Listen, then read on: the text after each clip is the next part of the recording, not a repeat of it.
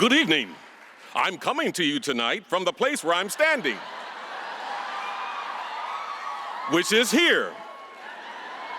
And I did not forget my microphone. The story of tonight's event is that it is happening. And what is happening is this. The cast of a television show is reuniting. And that television show whose cast is reuniting is Knight Rider. Just kidding, just kidding. That was a joke I made and not a serious answer. The serious answer is Parks and Recreation.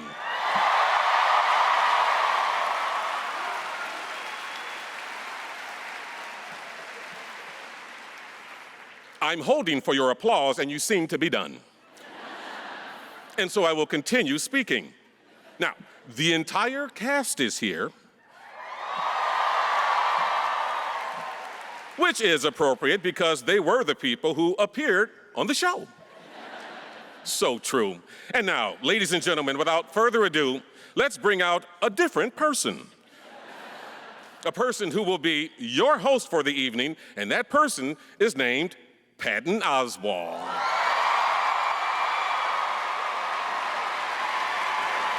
my God. Yes, thank you. Heard happily, ladies and gentlemen. Oh, yes.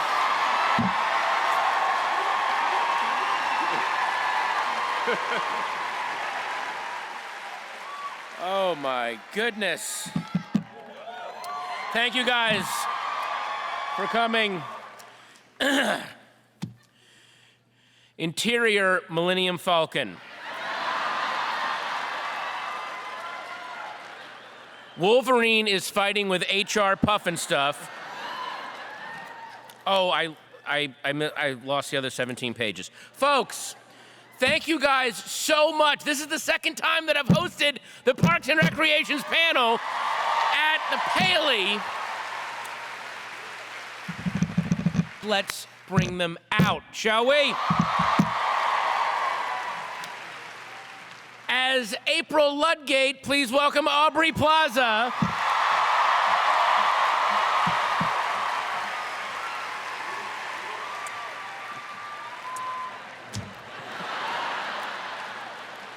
Wow.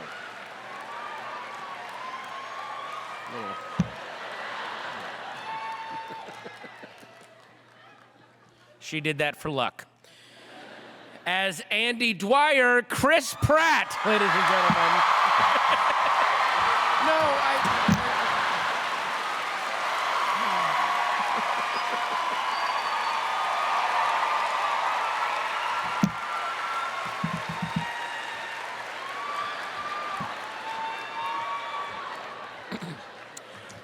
Someone's getting their Fitbit points tonight.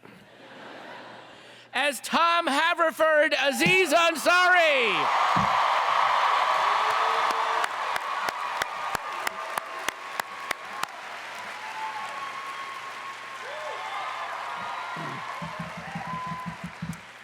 As Ann Perkins, Rashida Jones.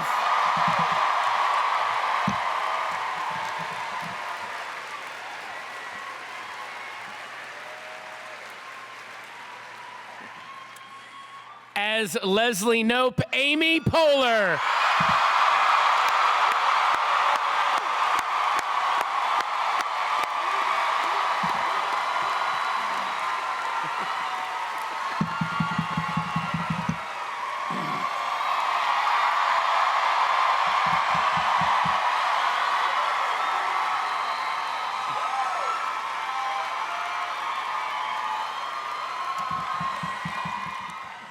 As Ron Swanson, Nick Offerman. Thank you.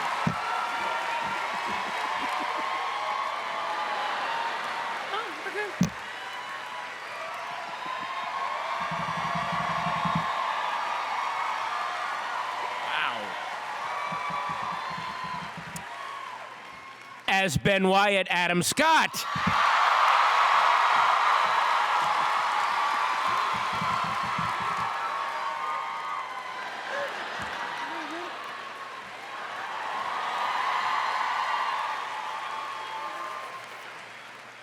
as Donna Meagle Retta.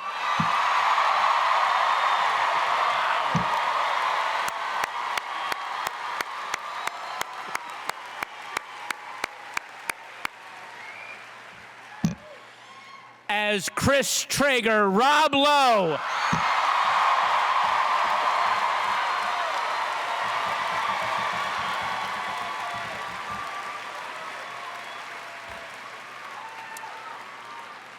The co-creator, showrunner, and executive producer, Michael Schur.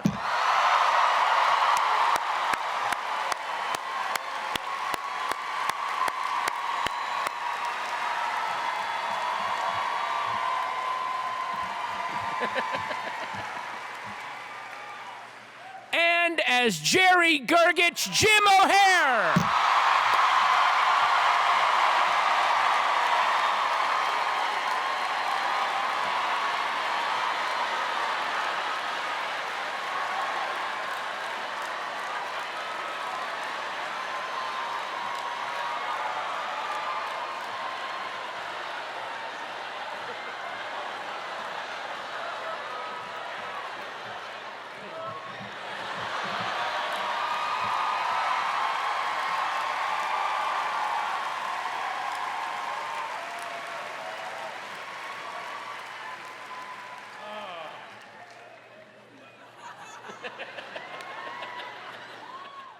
You guys all already know what a fan I am of this show, how much I loved getting to see, basically, and I've said this before, this show is like getting to see a free 22-minute, like perfect Tom McCarthy film every single week on network TV. It was such a richly drawn world. Did you, I mean, clearly, Michael, when you started out, did you know that you were going to be expanding and creating the kind of universe that you did? Did you have, was this your goal, obviously, when you started the show, or were you going to keep it contained, but then it just kept growing? Well, first of all, this is awesome.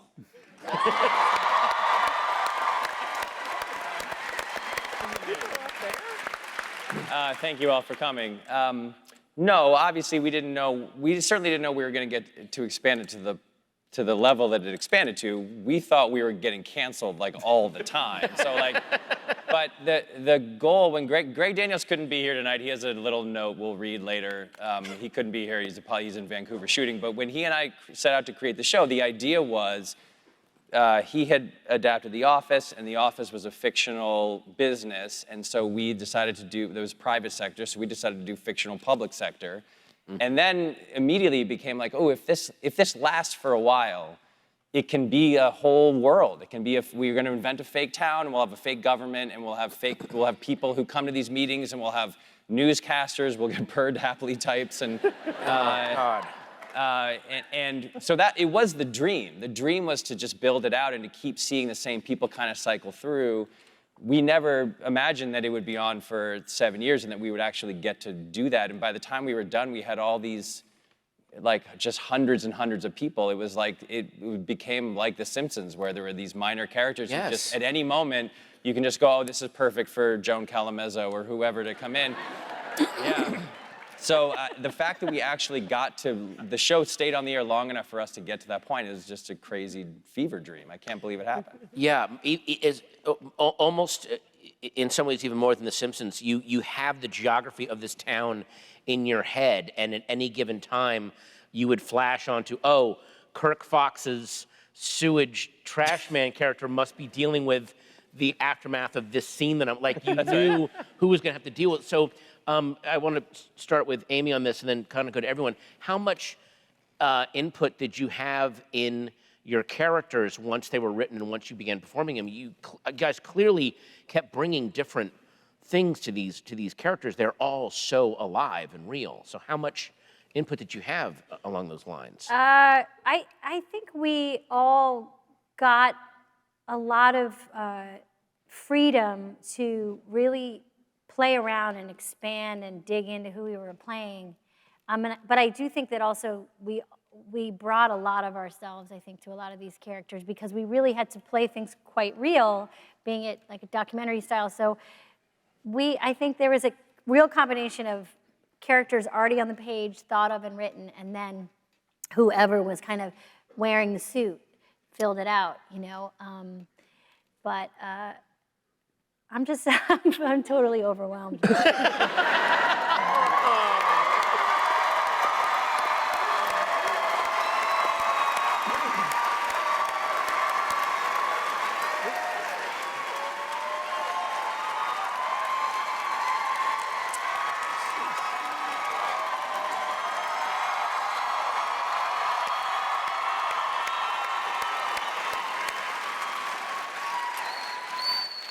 We thought there'd be like 40 people here. Is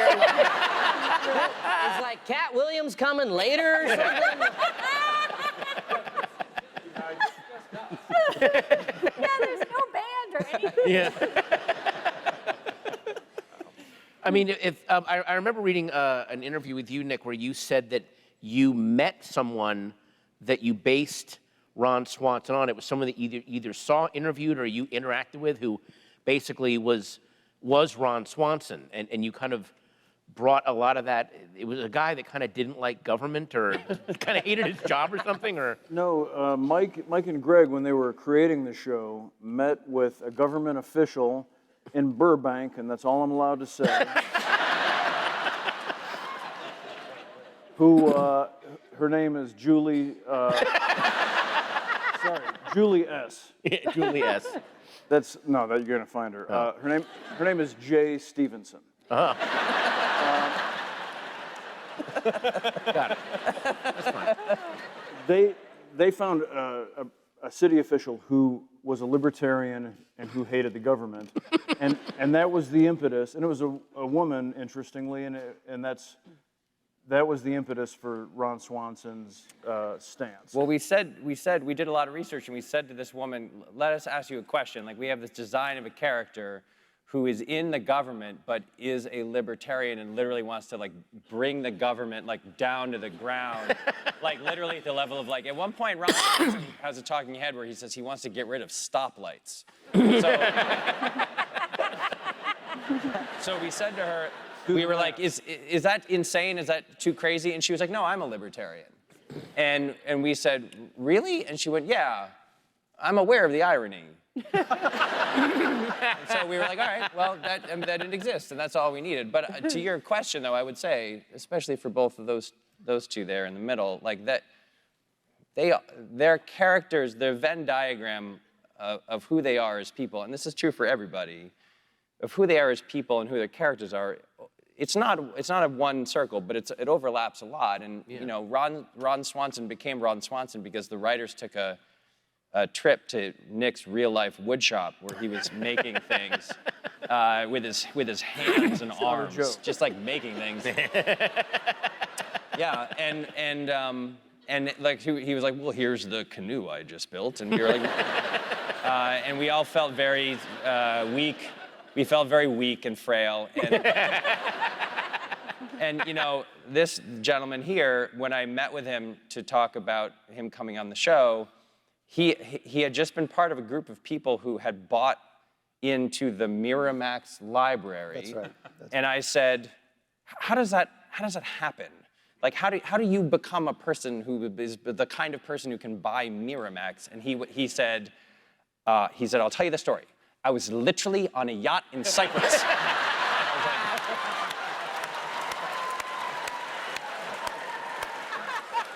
And so, like, at the time, before that sentence, Chris Traeger didn't exist. Yeah. And then he said I was literally on a yacht in Cyprus, or whatever he said. My mind went blank. And then after that, that was what Chris Traeger was. Wow. When I wrapped the show, Mike gave me such a great gift, and I have it framed in my office, and it's your notes that Mike wrote after that first meeting with me. And I always wondered how much of Chris was me and how much of Chris was Mike. And in your notes, it's let's see, I almost said it.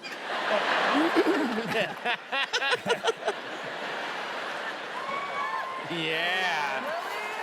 I wish it was more of a semicircle. It says, he says literally all the time. That's right. Well, then there's a question for you, Rob, and for Adam Scott. You came onto the show later, onto a very established universe and a lot of established relationships. So what was that like? Again, this is one of the most deeply realized group of characters, and then for you guys to fit into that world the way that you did, what was that process like? That was crazy because I remember very clearly waiting outside the doors to the hallway of the Parks Department. Yep. Rob and I waiting outside the doors to be cued to come in for when we come in and start kind of pointing out. Because our first scene was our first We scene. meet Amy and Nick and stuff. And I remember waiting out there for the PA to point to us to walk in and just being like, holy shit, okay, all right. Rob Lowe is standing right there. And I'm now like on this show that I watched the show, so now I was inside the show. I just had to get out of my head and stop thinking about Rob Lowe and being inside of a TV show. Had you never acted before?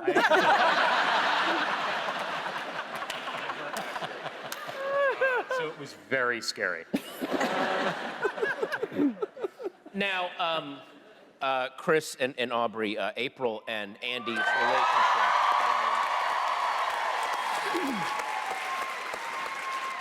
So real and organic, and also, you know, Rashida early on. Again, I'm talking about it as if these were people that I knew, like, oh my God, she used to go out with him, but then, the last person that I ever would have thought. But how organic was that process of you guys realizing that, oh no, those characters are gonna go in the direction that they're going? It almost felt like those characters broke out of the script and lived their own lives. It was a really interesting to watch that overall in the show. Do you remember what that was like, or? Are you talking to me? Yes. Did you hear what he said? Want to talk about it? I don't. Well, I do remember that there was an episode where everyone was hunting. And Yeah. and that was I didn't get to go. And Yeah, that's right. and we had to stay back, and it was really the B story that they were cutting back to as you know, everyone was off at this hunting lodge, and I think someone gets shot, and it's super hilarious. But they kept cutting back to us, just manning the Parks Department, and really it was like it was like a chemistry reading during the making of the show. And so I think we just really got along, and it was like this cat and a dog kind of fall in love type of a relationship. And you know, I don't know, remember that? It was my idea. Oh, okay.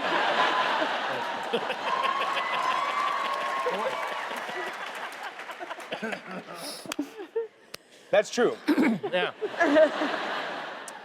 Now, and I know You that guys are just like your characters, right? This was like watching a take from the show. It's so weird.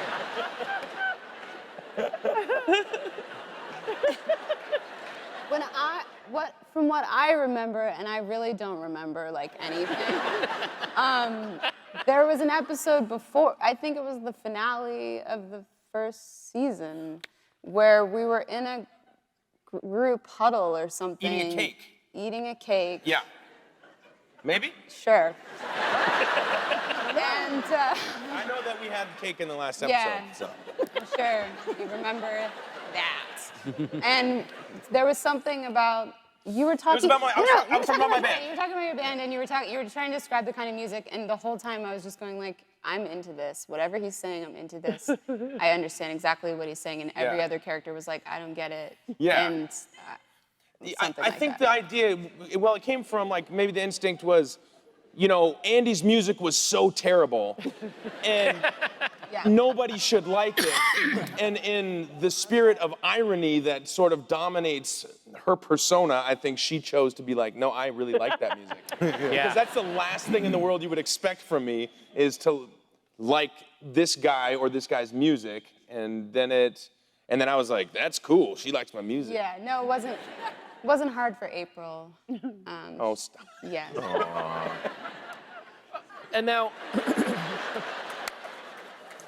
two things about the show that must have felt very surreal while you were doing it were the things that were, some of which were almost done as throwaway jokes that have kind of entered the vernacular and have entered reality. Treat yourself and, yeah.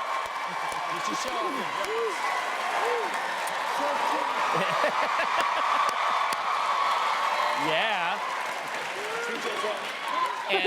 And Galentine's Day.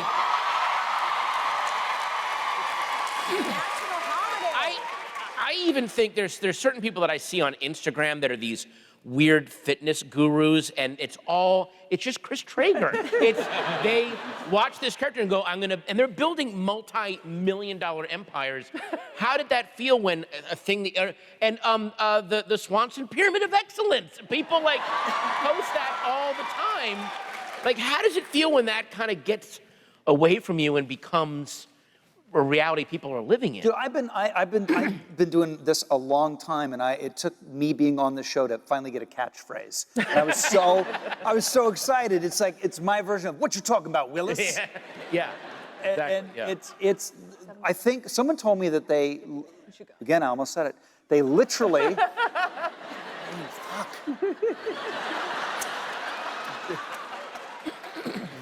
They changed. Do you know this? That they had to change the definition. Yeah. Of, This is true. Webster's dictionary changed the definition of the word literally to mean either literally or figuratively. Oh my God. Those are the two definitions of the word literally. Which, Mike, sure. I have to say, I've known you for a very long time, since college, and your pet peeve is when people use literally as figuratively. Yeah, and you then I made met your this worst dude. nightmare happen. I will also Your say, fault. I don't know how you feel, Poehler, but we all, I think, take a great deal of pride in the idea that, like, Galentine's Day is a thing that people know about. But this, for some reason this year, it kind of bummed me out because, like, I would go on Twitter and it would be like, hey, ladies, this Galentine's Day, why not share a Mountain Dew Code Red with your friend? And it was like, what does that have to do with Galentine's Day? Like, it was like appropriated by every brand now, and it a little bit bummed me out because it was like, I feel like maybe. Try walking into Target and all you see is treat yourself, it's and you don't get shit from it.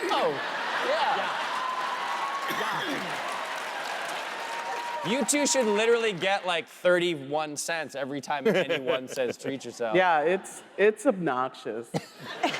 someone sent me a mug like with an owl, and it was like Crate and Barrel, and I was like, what the fuck? Barrel too? Yeah. I mean, God bless.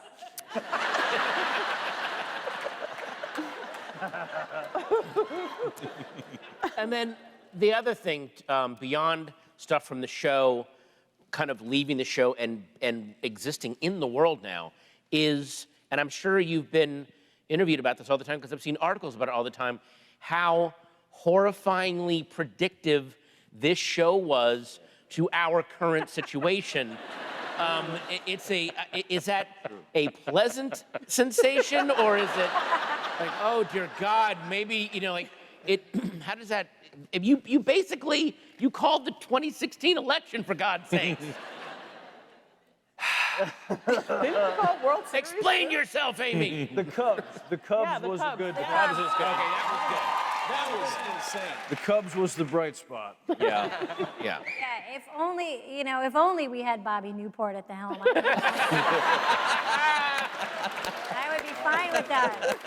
I would be fine with that. Yeah, I mean, someone asked me in the press line about Leslie Knope, do we need her now? And I do kind of feel like she's kind of like the Spider-Man of public service. And it is a little bit, it does feel a little bit like you're looking up into the sky like, Leslie, where are you? Yeah. It does feel that way, like an actual person who, fights for the underdog. And believes that people can work together and treats people with respect, all that stuff. Like that is her motto and her creed, and it is.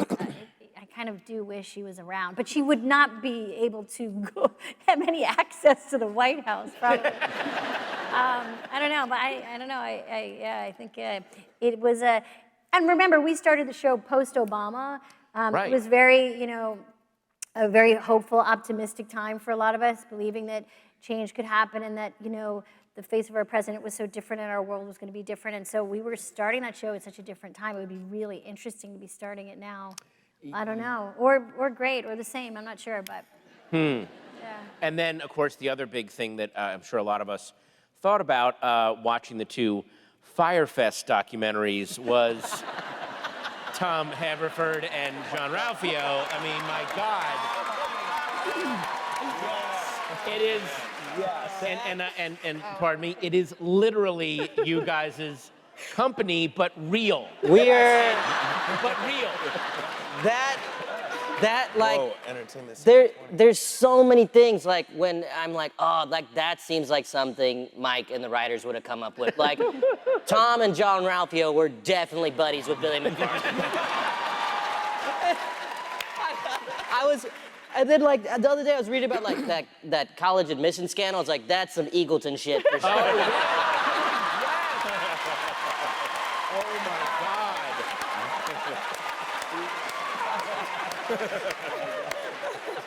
Oh my God.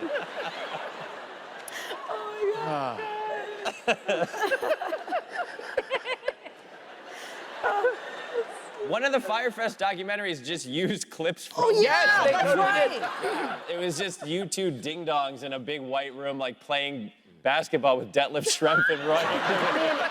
It's sorry, I gotta say this. It's literally Entertainment 720. Yes.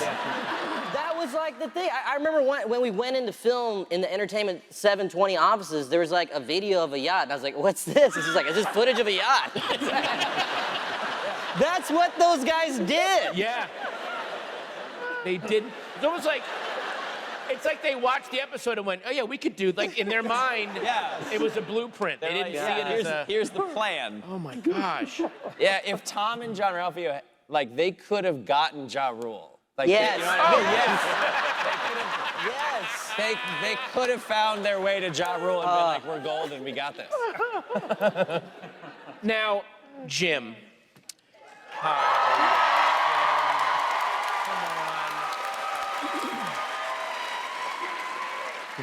Maybe the most zen character on television, just literally absorbing and levitating through abuse. It was just how, and I did love, there's an episode where I'm such a nerd for this show, I'm so sorry, but there's the episode where Ron Swanson and Chris Traeger have the cook-off of the two hamburgers, and they revealed that Jerry has a Jerry. You have a guy that you abuse. Yeah.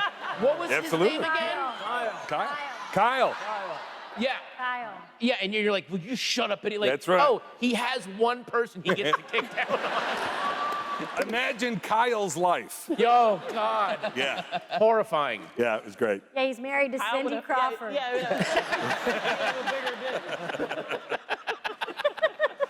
there were times, one time in particular with Chris, I remember you were like, I don't know if I want to do this, because it was such a Jerry slam, and let's face it, people love him. And you were like feeling bad, because the man has like this huge heart, which you really should get looked at, because I'm sure there's some sort of, but do you remember that? And you were like, I don't know. I was like, it's fun, just paycheck's the same, it's all good. I do remember that.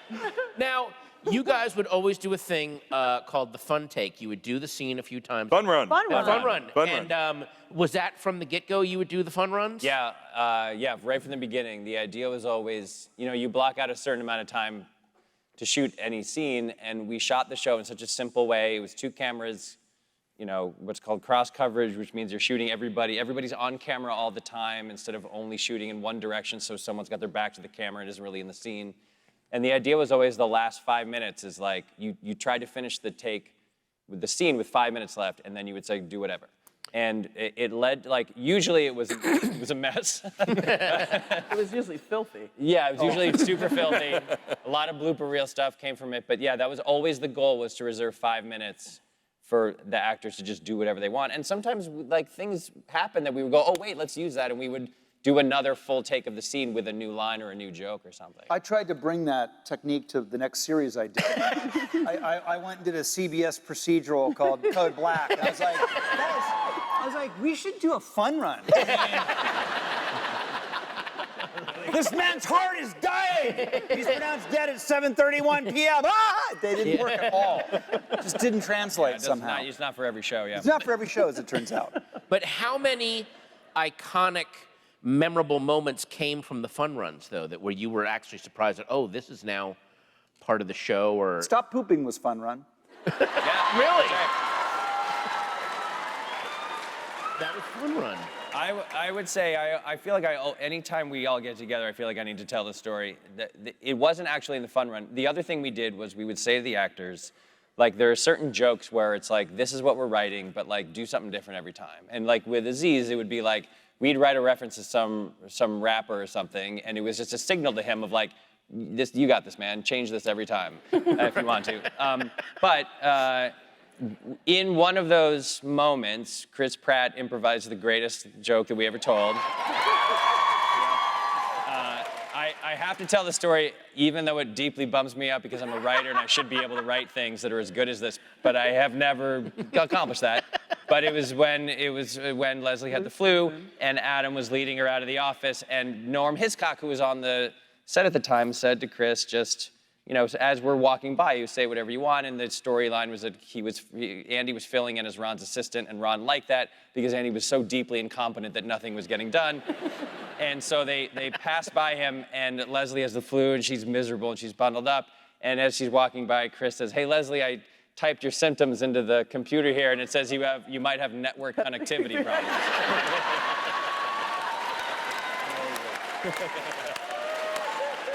It really. And now he's a movie star. Yeah, and then he got Jurassic World, and those two things are directly related. Now, oh wait, before we do that, can you tell the story of the thing that you shot when you were backstage? Remember, we did these, like, videos where you were backstage at the show, and you made a joke. It's the This is the craziest story to come out of the show. This is pretty crazy. It's not crazy, it's the secret. You can manifest anything. Yeah. Okay. It kind of is true. It is, it's the secret. Okay, so this is, wow, I'm going to really date myself in the show. It was kind of before iPhones. They had this thing called a flip video. Right. Oh. And remember, it was like the camera function from your iPhone, but in a separate handheld device, kids.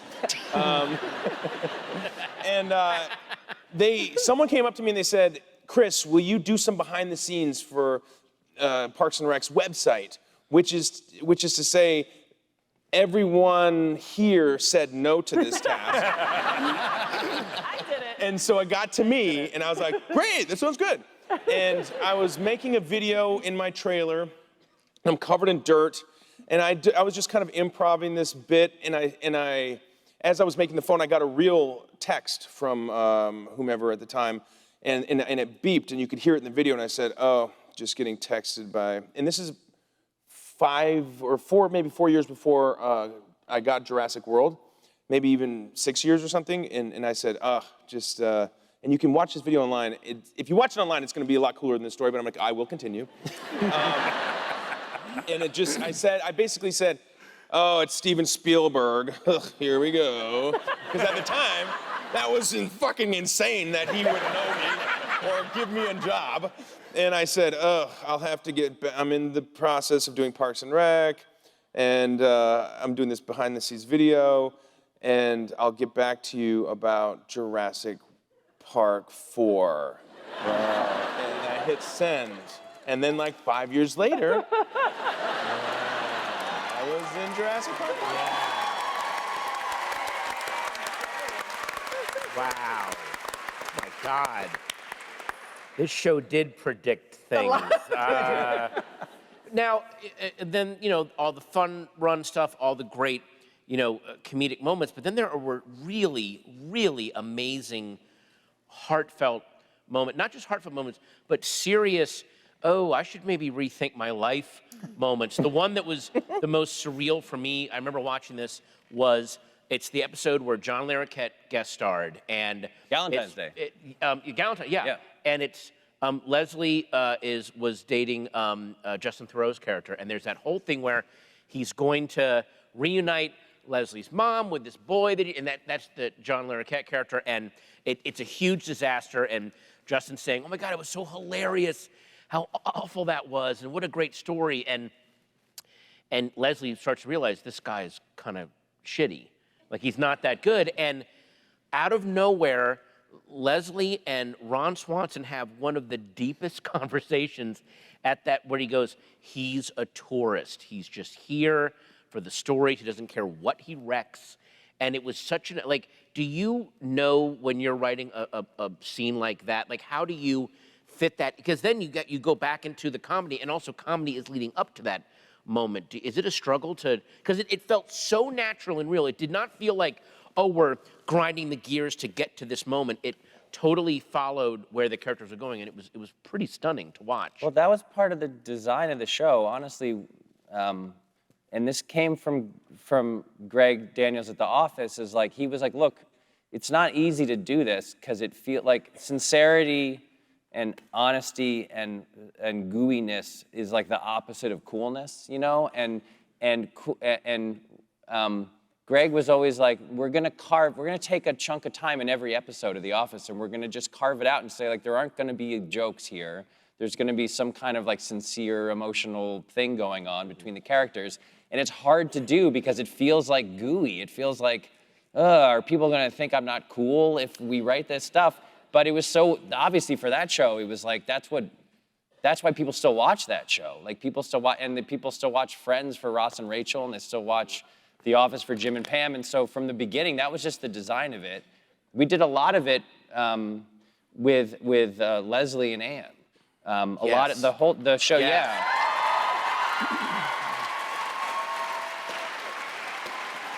Like, the show was like, Greg and I pitched this show as a show about female friendship, about Leslie and Ann's. That was the core of the show. That's why the pilot is about them meeting. And I think the saddest I ever got on the set was the episode where Chris and Ann were leaving and moving away. In part because it was the end of an era, and also because Rashida and Amy were very good friends in real life, and Rashida was going off to take this crazy, excellent job writing Toy Story 4, which was really cool. It was all like, yeah, it was all happy and great, but like the scene, when you look at that, if you look at that take that's in the episode, it's just two really good friends saying goodbye to each other, and they're happy and they're crying, and it's just like, let's not overwrite this. Let's not try to put a spin on this. Let's just have these two women like have this nice scene together, and it's devastating. I mean, that was the saddest I ever got, saying goodbye to you, Sheeta. You, I didn't care about so much. Well, that was going to be my next question for Amy and Rashida. That was one of the best depictions of a real friendship, in that they are not completely in sync and agreement on everything, but they love each other so much that the stuff that they're never going to agree on actually enhances the friendship. Were you guys careful to, make sure that it wasn't just this perfectly connected two puzzle pieces, it was actual people that are going to disagree on stuff and have real fights and then real makeups and stuff? Well, yes, as Mike said, there's a Venn diagram of real person and character, and because Amy and I are very close and been friends for a while, I think it really helped to inform and shape that relationship, but also things like Leslie thinking Anne is the best, most smartest, most beautiful, whatever, naive, rule-breaking moth that she thinks I am. There's something that's so tender and sweet about that to me, because in some regards, like, Anne's just like, she's all right. She's cool. She's good. She's doing her best. But Leslie just fucking loves her so much, and she just bolsters her as a human being so much. And to me, like, that is the core, like, all of my girlfriends, and we talk about this all the time. Yeah. That's how we interact with each other. Like, that's how we actually interact, instead of, you know, these two kind of catty, you know, diametrically opposed women. Most girls have friends that are like, that's awesome, you're great. Like, how can I help you? How can I support your life and make you a better person? Or what can we talk about to, you know, to make you feel better about your own life? So I was so, that to me, like, that was something that I was so happy to play, because there's really not that much opportunity to do that. There's not that much like this on TV. And I just want to say, if I ever hear you talk about Anne like that, I'm so sorry. I'm sorry. I know. she's perfect. Anne's perfect. Okay, I'm sorry. I'm sorry. I think, I'll say this, I think possibly I think the best episode we ever did may have been the one that Amy wrote in season 3 called The Fight. Oh my God. First of all, the B story of that episode is snake juice. and all the talking head tower of everybody drunk, which was almost all improv, including Adam Scott just saying "ba ba booey." But the pitch for that episode was Leslie and I have their first fight. That was it. That was the whole story. And Amy and Rashida went into the bathroom of the terrible club we were at in Hollywood, very close to where we are right now.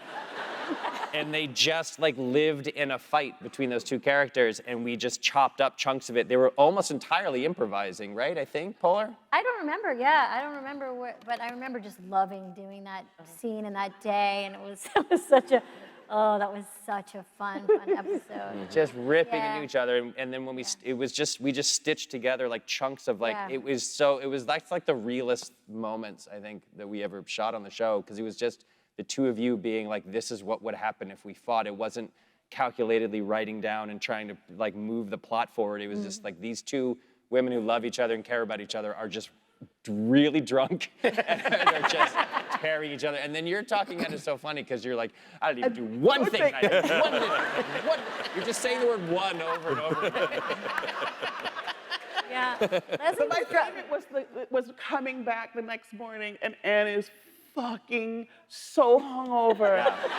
And I was like, Rashida is my fucking comedy queen, because it was my favorite thing in the show. You were wearing a sweater backwards, right? With a tag. Yeah. And it also should be noted that that episode had Ron Swanson dancing in a tiny hat.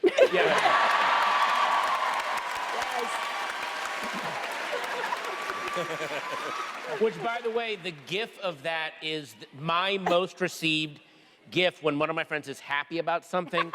They'll send me that of him just dancing, like, oh, there's a Deadwood movie. Like, then that's the gift that I get. And they're all just dancing and happy. Like, I got that gift twice today because of the Deadwood trailer. There's no accounting for taste.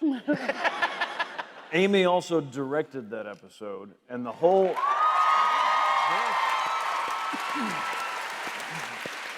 And she cleverly, brilliantly set up this contest, because the best thing working on the show was, if you have Amy at the monitor, is to make Amy laugh.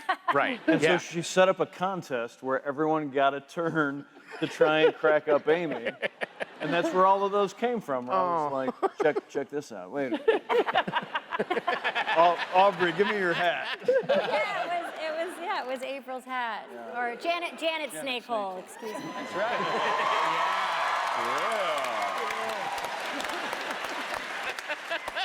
That's right. The C story of that episode is Burt Macklin and Janet Snakehole.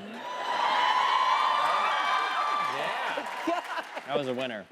Now, speaking of heartfelt and amazing, the relationship between Adam Scott and Amy Poehler's characters is just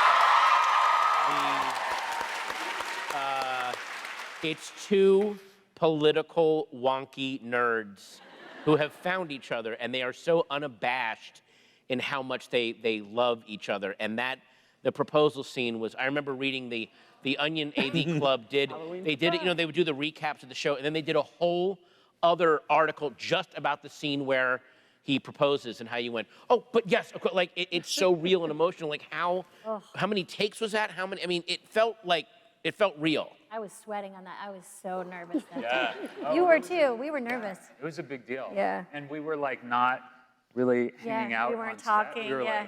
like staying away from each other. And it was a big deal because I remember the hiatus before that season, Amy and I talking over the summer about Ben and Leslie like their people and talking about like how we wanted them to get married. Yeah. We cared about them so much and it's really sweet. And then I remember hearing that Mike, you told me Mike was writing a proposal scene and it was just the happiest moment. It was. Mike called me and said, oh, I just wrote Ben and Leslie's proposal scene. And then I said, Adam, Ben and Leslie are getting married. And we were like, woo! You think you're nerds for the show. Oh my God. You know what's so cool is even now, like all you young people who are just finding the show long after it's going. I just had a woman today I was working with to say, I remember I was in college and me and my boyfriend were watching the show and Ben proposed to Leslie and it was Hurricane Sandy, during Hurricane Sandy and we were inside and the weather was really bad and we watched that proposal, and I'm like, oh, what happened to you two? And she's like, oh, we're not together. I was in college.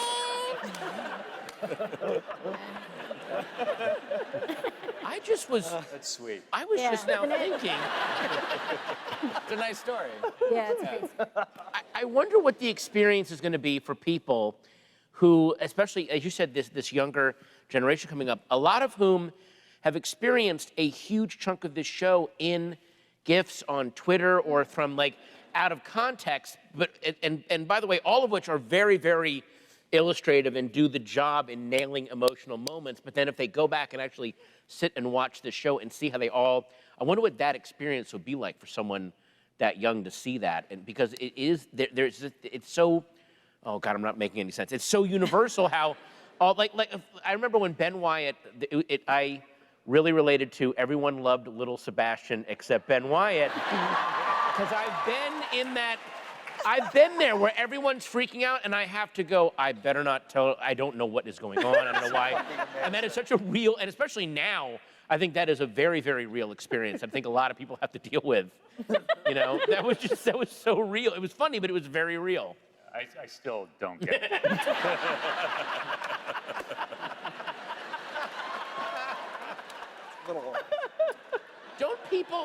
Don't people still memorialize Little Sebastian? There's a day on on Twitter, suddenly I'll see Little Sebastian is trending. Yeah.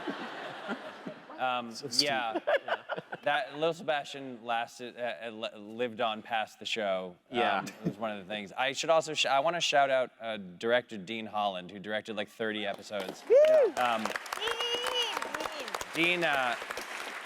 Dean became, I was thinking about it just because you were talking about the proposal, and the show had this weird thing where we had these really strict rules. It's supposed to be a documentary, and the cameras are supposed to, the actors are playing real people who are aware of the cameras. And then from time to time, we would just go, no, it needs to look good, so change all the rules. And like that scene, that proposal scene, Dean just did this really beautiful job of like just moving the cameras sort of in this sweeping way. He hung back for the proposal, then he would sweep the cameras in when they kissed.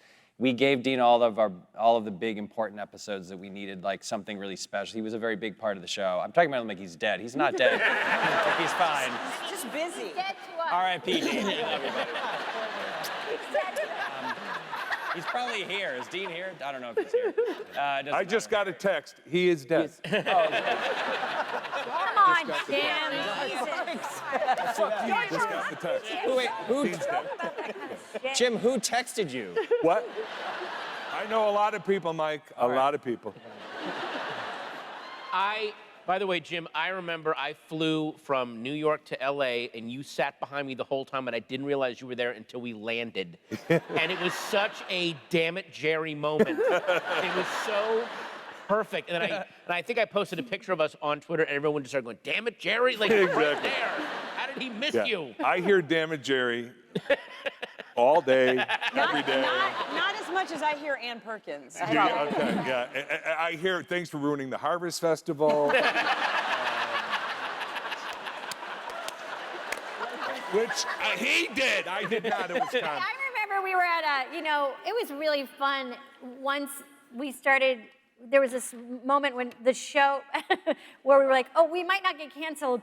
And also, we got nominated for stuff, so we got to go to the Emmys. It was like really fun to hang out. And I remember we were at an Emmys party, and they had like a photo booth, and we took a picture or something. And Jim had the photo in his that kind of holder, and he was like, "You guys!" He walks up to us. He's like, "I just got the best picture of us." And he looks, he goes, "Oh, damn it!" And it just had fallen out of the.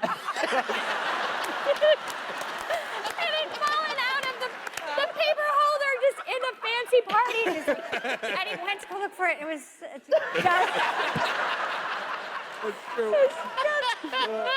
everybody makes mistakes, but Jim, you have given us the greatest gift when you do make them in life. It's so.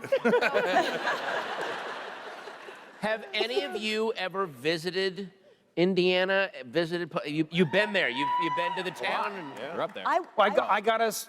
I mean, right? I got us into the Colts. Oh, then, that's didn't right. I? Yes, we shot in Indiana like 2 or 3 times. Yeah. Yes, we went to Indianapolis at least twice, right? Yeah. Twice. Yeah.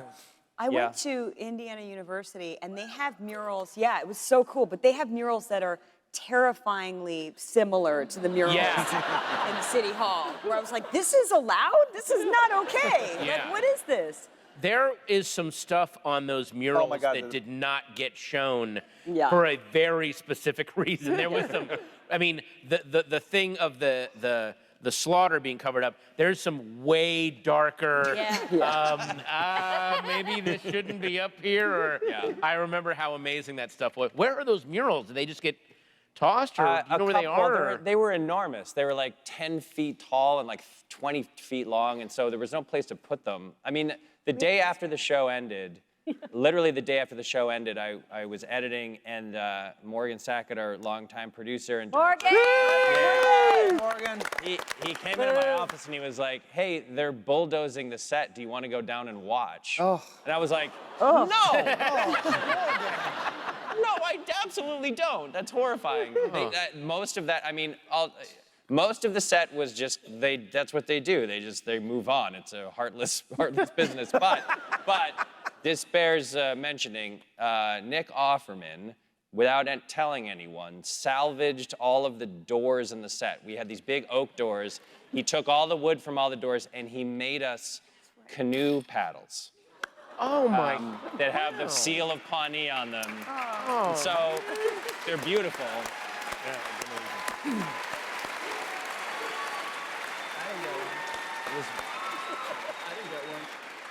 That's beautiful. It was one day, like a year later, I just got a canoe paddle. This is from a door on the set. Like, all right, thanks. Perfectly good red oak, I mean. Yeah.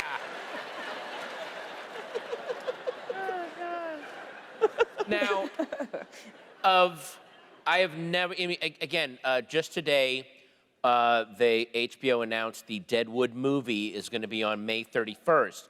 If ever a show was rich enough to support an actual narrative film be made of it, it's this world. Like, it's this show. But it's very, very weird because in your final episode, you flashed forward and showed where everyone kind of ends up, but you flashed like forward into the further future, a couple of years down the road, especially these very. I love that you got comedy out of characters being positive and trying to be helpful to one another. So those characters having to live in these times would be very, very interesting and I think funny. I don't know, but if you guys made a Parks and Rec movie, my God, I think it would be amazing.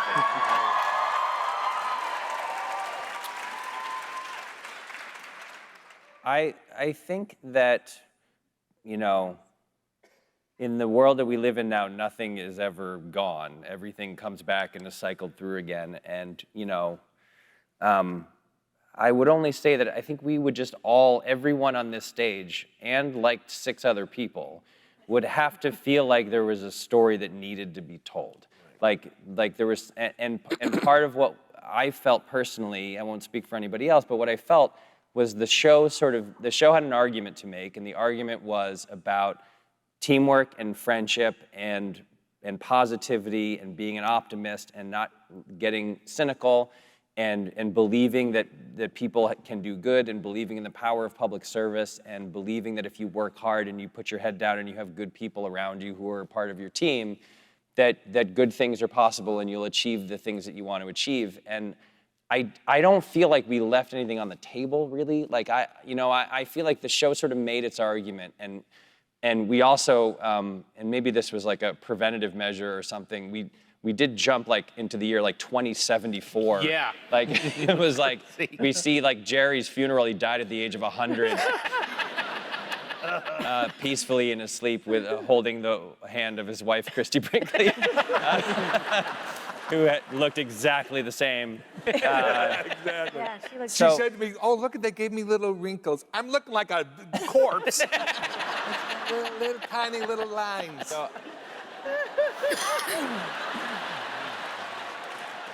So, I mean, there was nothing I loved more than working on this show. It feels like, it felt like the most important thing that I would ever do. And so I would never, ever say never. I mean, the chance to do it again, should it arise, would be incredible, but I think we would only do it if we all felt like there was something compelling us to do it. I don't want to do it just to as tempting as it is, I don't want to just make more episodes of the show or something. I want to, if we all, literally, I would do it like everyone on this stage has a veto. Why is everyone staring at me? I would say that we would do it in literally everybody has a veto. Like if one single person says no, then whatever it is, we wouldn't do it. I feel so weird right now. But can I just say something? Because we get asked this quite a bit because reboots have become quite fashionable. Yeah, right. And my new answer is, because of what Mike just said, that's why the show was so good in the first place. Yeah. Now I want to go down the line starting with Rob. Is there a aspect of your character's personality that since the show you have kind of carried into your life and use in your life now? Yeah, I think I'm going to live to 150. Oh, okay. You're a computer chip. Yeah, I am the microchip. Microchip. Yes. Yeah. Retta? I mean, the obvious one is treat yourself. Yeah, I'm an online shopper, and I will spend money at any moment. any moment. But friendships are very, very important to me, and I feel like that's exactly what the show is about.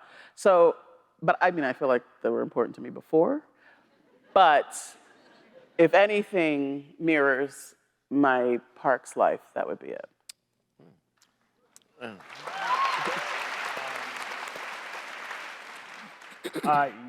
Yeah, honestly, I didn't, when the first time Ben Wyatt talked about Game of Thrones, I actually hadn't seen it.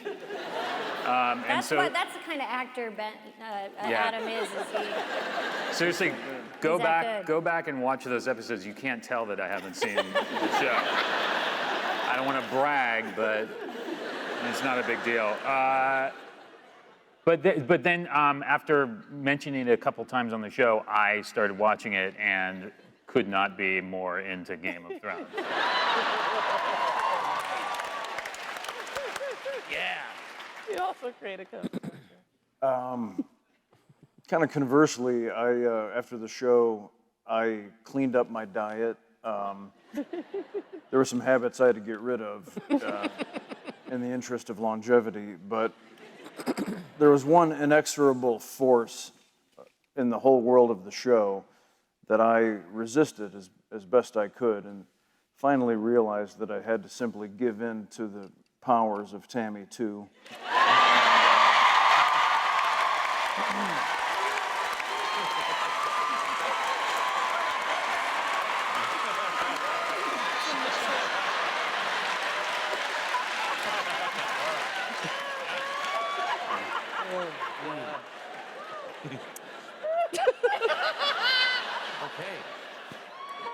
Amy? You know, the other day, a couple weeks ago, the teachers were striking here in LA, and I'm the daughter of 2 public school teachers, and I drove past the teachers striking, and I honked horn in support as they were asking us to do with signs, and a woman was holding a Leslie Knope sign, and I honked at her, and she was like, "Hey!"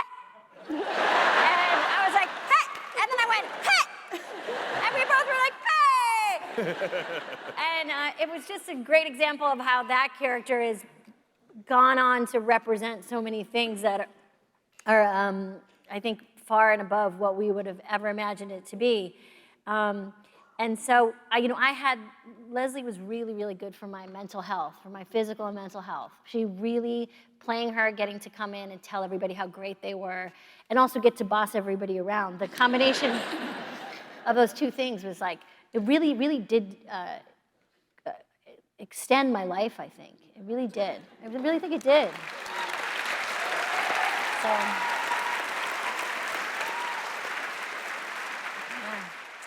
yeah. Well, obviously, Ann and Leslie forever. Always. That will outlive the show completely. But I think also Ann Perkins kind of went in the direction of positivity. I mean, picking Chris Traeger as a partner, and she always kind of tries her best to make things okay, even if they're not okay, and a lot of times they weren't okay. I mean, she basically dated her way through the town just to make things okay. And I feel like, not particularly in that way, but in other ways, I would like to think that I, as a person, have embodied some of Anne's, adaptability in the world, and ability to continue to be positive even in the face of some gnarly shit. But also Anna Leslie.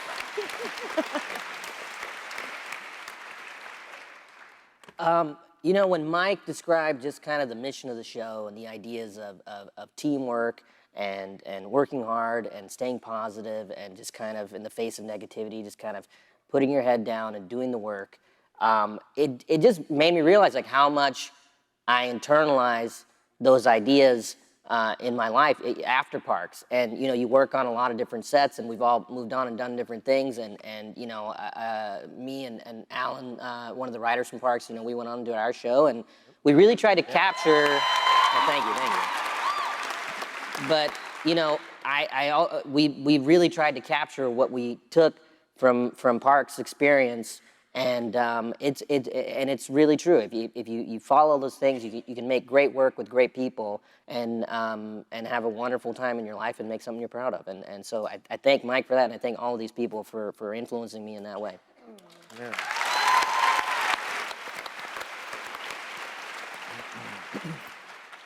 I think that this show, there's 3 things. 1, rollerblading. I was just thinking the other day, I was like, I need to rollerblade again. Like I saw these guys rollerblading on down in Santa Monica. I was so jealous. I was like, oh, I wish I had my blades out. But that's not the biggest thing, but that's one thing. A second thing is my relationship with the FBI in real life is legit. Wow. They are.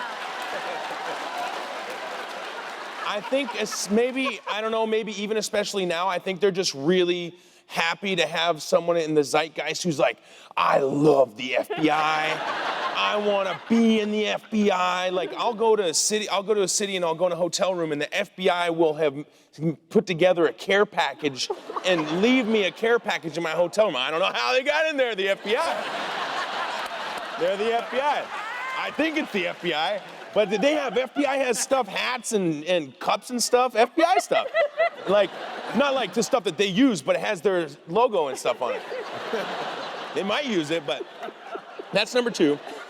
And then the third thing is there's like a technical thing actually, like doing a show that's a multi-camera show that's constantly rolling and it's digital. You learn the value of freshness. You learn the value of making every take slightly different. So as an actor moving forward, I've really learned that. I feel like it was something that it was a really good format for me when I was first starting out on the show. Like I had some experience, but not that much experience, and it really catered to my strengths, I think, as an actor, and I take that with me now in every job. Like, you know, I feel completely comfortable colloquializing and making the dialogue my own, and I really learned that and honed that in this very specific format, because you can't do that anywhere else, and it's can be a bummer for people, like editors and stuff. They hate it, because they're like, I can't cut this together. You said 9 different things.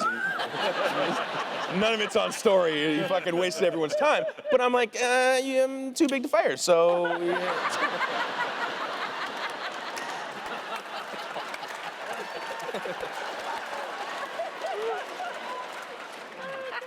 Can I also just say it was pretty cool for a moment. We got to see what it'd be like to see Andy Dwyer use the word colloquially live. I don't think I got it right. Did I say it right?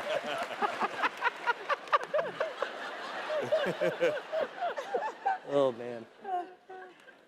Well, I've never felt like April and me had too many similarities.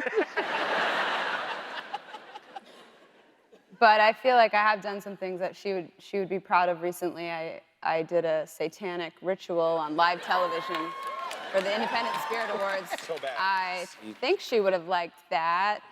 And I also convinced Jim to do a video on that show where he had to say that he had to suck him.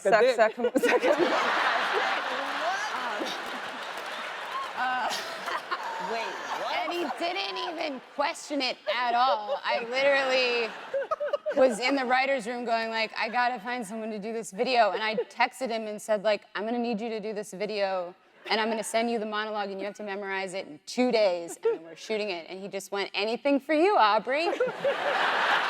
And then he did it on live television.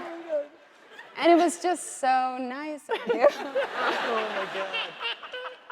Well, you made out with me on national television, so that was a good. Yes, true. Yeah, this is true. So I don't know, the dark arts I carry with me, and I think just April's general philosophy in life, which is that nothing matters and we're all gonna die.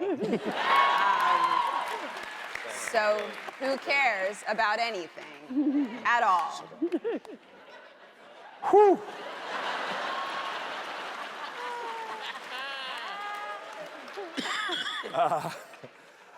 In my case, you know, life and art kind of combined. The episode where the doctor said I had the largest penis than he had ever seen. So. No. No, Jerry. No.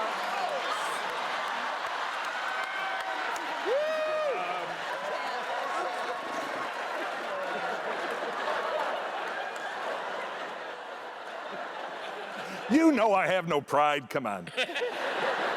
No, but seriously, Jerry is like, you know, such a sweet guy, and there is a little bit of, you know, in my life where I will think, you know, WWJD, what would Jerry do? And I mean that, because Jim O'Hare can be a little bit of a hothead here and there, and I do try to think about that. I've done, you know, you go to colleges and they do Q&As and stuff, and a lot of times they'll go, oh, you weren't as nice as I thought you'd be. Well, number one, fuck you. And, I mean. Just say for the record, fuck those people. Exactly. But I think Jerry, you know, if the world were a lot of Jerrys, it would be a sweeter place and a much more shit falling all over place, too. Yeah. The Shamizel and the Shamawa. That's so sweet. Mike. Oh, hey. You made such an amazing show. I cannot be a bigger stand for this show and this universe and these people. I don't know. I mean, there's all these. I don't want to just sit here and fire all the nerd questions at you guys. And like, I want to talk about the cones of. Did you? There's like people in the T-shirts. I saw like 2 different people. Did someone developed?